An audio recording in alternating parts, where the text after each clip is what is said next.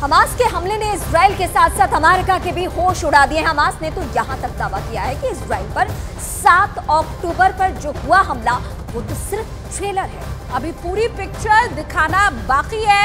Hamas ने यह दावा किया है कि उसके पास रॉकेट और मिसाइलों की कोई कमी नहीं है और अगला हमला नेतन्याहू की पट के छक्के छुड़ा देगा।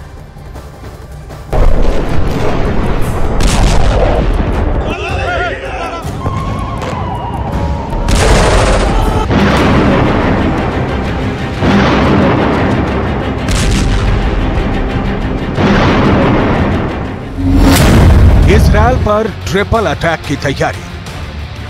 गाजा पट्टी की तरफ से हमास ने जिस तरह से 7 अक्टूबर को जमीन, आकाश और समंदर के रास्ते हमले किए हैं, उसने पूरी दुनिया को हैरान कर दिया है।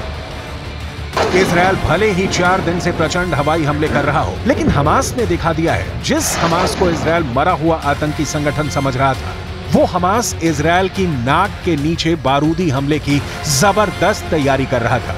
अब हालात ये हैं कि इजराइल ने गाजा पट्टी में 500 से ज्यादा ठिकानों पर 800 से ज्यादा हवाई हमले किए हैं, लेकिन उसके बावजूद हमास के कमांडर झुकने को तैयार नहीं है। इजराइल और फिलिस्तीन दोनों तरफ के 2500 से ज्यादा लोग मारे जा चुके हैं।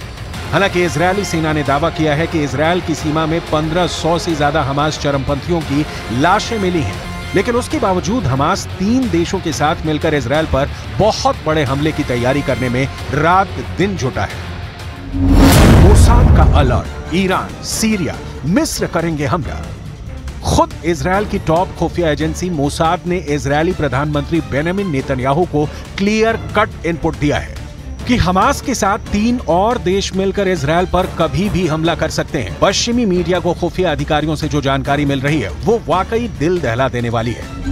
मोसाद की रिपोर्ट के मुताबिक इजराइल जिस तरह से हमास का पूरी तरह से सफाया करने की कोशिश कर रहा है, उससे हमास के चरमपंथी और उसको समर्थन देने वाले देश बौखला गए हैं। इजराइल दिन और रात लगातार हवाई हमले गाजा पट्टी में कर रहा है। 21 लाख की आबादी वाले गाजा में इस वक्त हर घंटे इमारतें और हमास के ठिकाने तबाह हो रहे हैं, लेकिन इस बीच मोसाद का दावा बेहद डरावना है।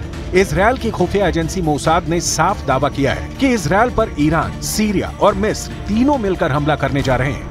ईरान की तरफ से आत्मघाती ड्रोन और हिजबुल्लाह लड़ाके हमला कर सकते हैं, जबकि सीरिया रॉकेट और मिसाइलों से बड़ा हमला इजराइल पर कर सकता है। वहीं मिस्र, जो हमास के हमले से पहले इजराइल की मिडिल ईस्ट में दोस्ती करवाने में जुटा था, अब वही मिस्र इजराइल पर हमला कर सकता है। दावा किया जा रहा है कि इजराइल की मोसाद के पास पुख्ता जानकारी है कि ईरान, सीरिया और मिस्र इजराइल पर हमला करने जा रहे हैं। यानी हमास को अब इजराइल पर दूसरा हमला करने के लिए 3 देशों का साथ मिल गया है। گویی‌هایی در این 2-3 روز کردند و ادامه داره، از جمله اینکه ایران اسلامی رو پشت این حرکت معرفی میکنند.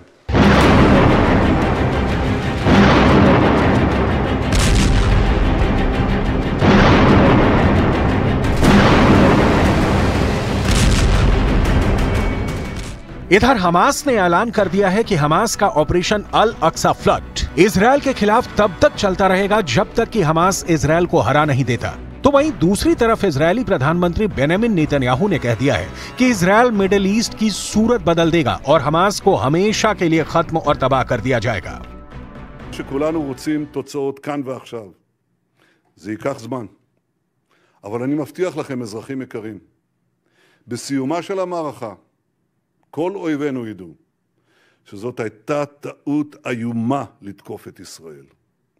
מה שנעשה לאויבינו בימים הקרובים יהדהד אצלם לדורות.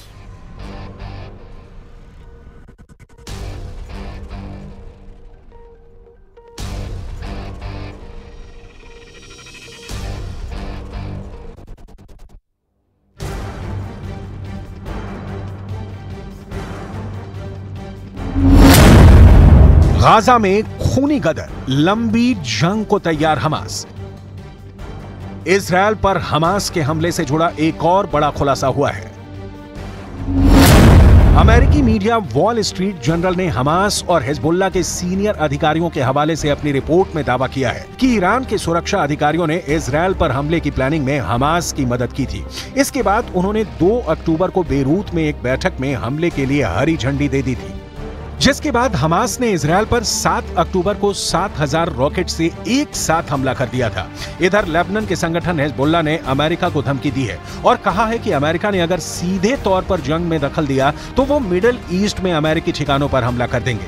हिजबुल्ला ने अमेरिका को धमकी देते हुए कहा है कि फिलिस्तीन को यूक्रेन मत समझ लेना।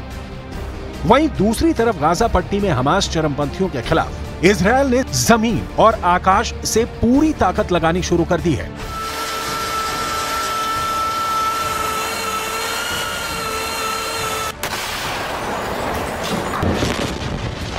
खबरों के मुताबिक इजरायल ने अपनी सेना को पूरी गाजा पट्टी पर कब्जे के आदेश दिए हैं। इजरायल ने 1 लाख सैनिकों को गाजा बॉर्डर पर तैनात किया है। साथ ही 3 लाख सैनिकों को तैयार रहने के लिए कहा गया है।